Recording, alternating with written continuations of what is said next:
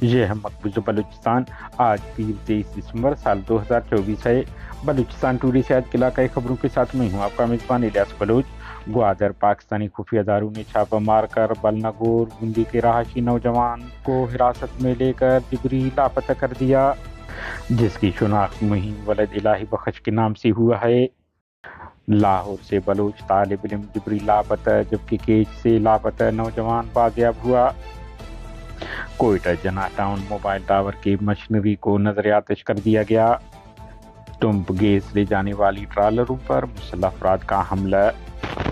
کھولوا میں عرب شیخ کے سیکورٹی پر معمور پاکستانی فورسز پر حملے کی ذمہ داری قبول کرتے ہیں بلوچستان لبریشن فرنٹ۔